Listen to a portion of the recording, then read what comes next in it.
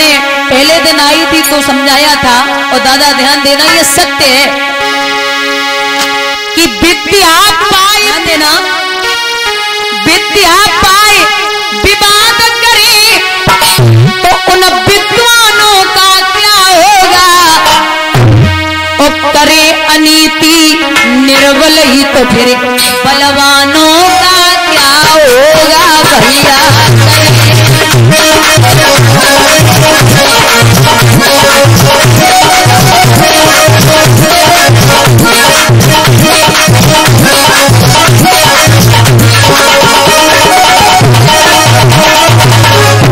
कोई विद्वान है और वो लड़ाई झगड़ा कर रहा है, जब देखो तब अपने पे तुला है, तो ऐसी विद्या का कोई मतलब नहीं, ऐसी विद्वानता का कोई मतलब नहीं है। और अगर निर्बल आदमी अनीति करने लगे तो फिर बलवानों की तो कोई गिनती नहीं है। मुंह पे भलाई और पीछे बुराई, मुंह पे भलाई और पीछे बुराई, उन सम्मानों का क्या होगा, करे अनीति निर्बल ही तो फिर बलवानों का क्या होगा भैया।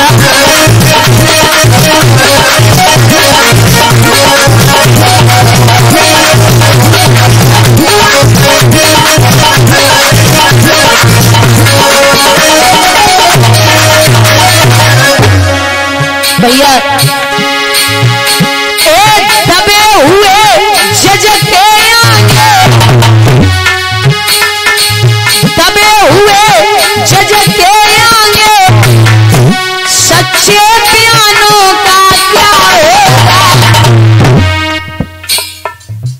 दादा रिश्वत लेंगे आई जी तो चौकी थानों का क्या होगा भैया।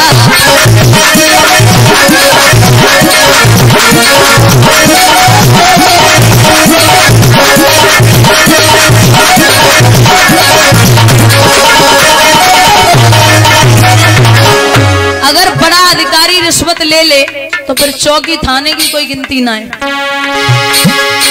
बेटियों की हत्या करी उन मेहमानों का क्या होगा। अगर किसी घर में बेटी कर दी और वो बेटियों को रोज परेशान कर रहे, मार रहे, पीट रहे, तो ऐसी मेहमानी का काम गिना है। ऐसे दामाद फिर किसी काम के नहीं है। माता पिता की सेवा करे न उन संतानों का क्या होगा भैया।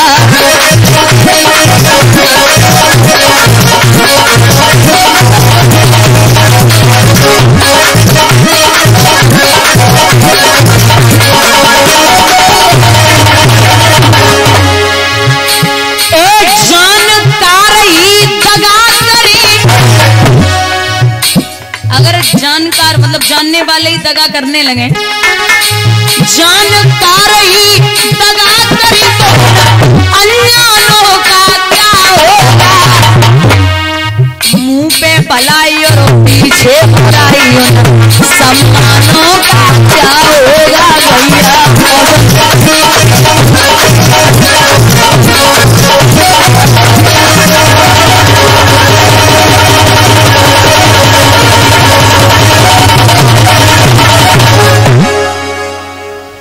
बड़े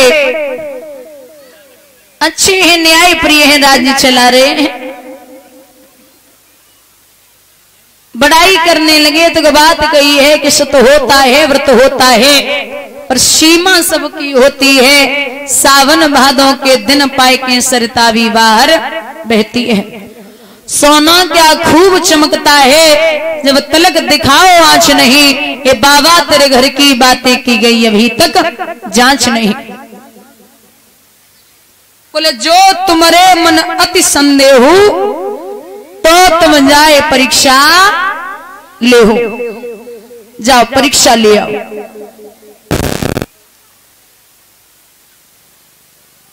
विश्वामित्र एक शूकर का भेष धारण करके सारी बगिया को उजाड़ दिया, मालियों को घायल कर दिया। माली ने राजा हरिश्चंद्र से कहा, तो राजा ने तसल्ली की है कि शाम का समय होने वाला है और दुश्मन भी दरवाजे पे आ जाए तो उसे भी सम्मान के सहित बिठाना है, सुबह देख लूंगा। सुबह राजा ने पूरी बगिया को चारों तरफ से घिरवा दिया। विश्वामित्र वहां से चुपचाप निकले और इधर से जा रहे, उधर से झाड़ी से छिपके एक महात्मा को भेष धारण कियो।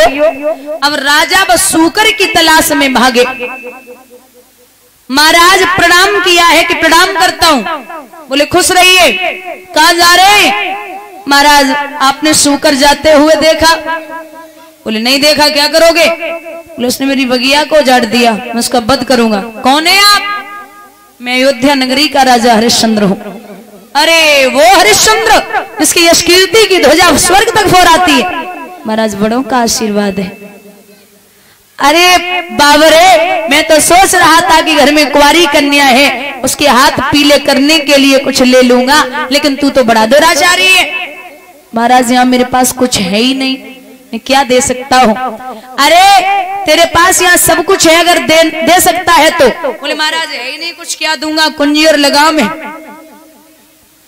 अब महाराज राजा ने दिमाग नहीं लगाया। और एक बात समझाती हूँ बुजुर्गों कि कोई भी कार्य करो, चाहे कितना भी बड़ा कार्य हो और चाहे छोटा हो, लेकिन बिना सोचे समझे कार्य को नहीं करना है। चाहे आप खूब बड़ा कार्य करें, कम से कम अगर बड़ा कार्य कर रहे हैं तो 10, 20, 50 लोगों से मशवरा लें कि ये ठीक है या नहीं है। अगर बिना सोचे समझे कार्य किया तो पछताने के अलावा कुछ भी नहीं मिलता। एक बड़ा प्यारा उदाहरण देती हूं। एक राजा था, ध्यान से सुनना महाराज। एक राजा के 3 बेटे थे, तो तीनों बेटों को राजा ने सामने पेश किया और एक बात कही है कि मैं तुम तीनों में से किसी को एक को राजगद्दी देना चाहता हूं, ठीक है?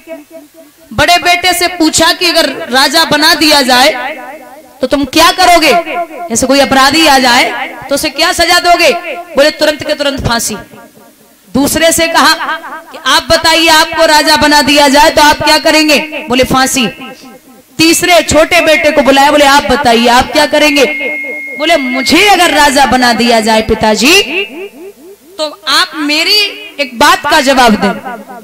बोले क्या? बोले सबसे पहले तो मैं छोटी सी बात कहूंगा। बोले बोलिए। तो छोटा बेटा राजा अपने पिता को एक कहानी सुनाता है और कहता है पिताजी, एक राजा के यहाँ एक तोता था और वो तोते को राजा बड़ा प्रेम करते थे।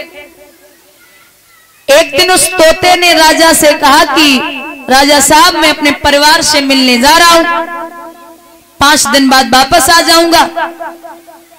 तो बोले ठीक है जाइए। अब राजा ने तोते को विदा किया। 5 दिन तोता परिवार के साथ रहा और जब 5वें दिन वापस आ रहा था तो उसे बीच रास्ते में एक पेड़ दिखा और माता उस पेड़ पे ऐसे फल लगे थे कि जो उन फलों को खाता तो बूढ़ा आदमी जवान हो जाता। तो तोते ने एक फल तोड़ा और तोड़ करके मुंह में दबा करके राजा के यहाँ चला। अब वो जब फल दबा करके चला तो रास्ते में ऐसी प्रभु की कृपा नींद आ गई। तो फल उसने साइड से रखा और थोड़ी देर विश्राम के लिए लेट गया। अब जैसे ही लेटा एक सर्प आया, उस सर्प ने एक तरफ से उस फल को जूठा कर दिया। वो सो रहा था, वो जैसे ही उठा उसने वो फल उठाया, दांतों में दबाया मुंह में और फिर उड़ के चला। राजा के दरबार में पहुंचा। राजा ने कुशलात पूछी, आप ठीक हैं? परिवार से मिले, कैसा लगा? सब तोते ने बताया कि हाँ सब अच्छा हुआ। ये है क्या? तोता बोला महाराज ये फल है। क्यों लाए हो? बोले ये ऐसा फल है कि आप कभी बूढ़े नहीं होंगे, आप कभी बूढ़े नहीं होंगे। अरे तो फिर लाओ। लेकिन राजा के यहाँ एक तोते की जगह, मतलब तोता तो था ही, कुत्ता और पला था, श्वान। तो राजा ने कहा एक काम करिए, मैं कुत्ते को, श्वान को बड़ा प्रेम करता हूं, एक तरफ से ये फल काट के मेरे श्वान को डाल दो। तो जिधर जूठा किया था वो फल सर्प ने उधर से ही काटा और श्वान को डाल दिया। जैसे ही कुत्ते को डाला तुरंत कुत्ते की मौत हो गई। अब जैसे ही कुत्ता मरा राजा विचलित हो गया, दिमाग घूमा और जवाब दिया ये तोता बहुत खतरनाक है, इसलिए ये तो मुझे मारने के लिए फल लाया था और इसने तो बड़ा गलत किया। जाओ, सिपाहियों को इशारा दिया, दूर इस तोते को मार के आओ, इस फल को दूर फेंक के आओ। फल दूर फेंका गया। तोता खूब चिल्लाता रहा, साहब मेरी बात सुन लो। अरे महाराज मेरी बात तो सुन लो, पूरी बात नहीं सुनी आपने, आप मुझे सजा दे रहे हैं। राजा ने कुछ नहीं सुना और तोते को मरवा दिया।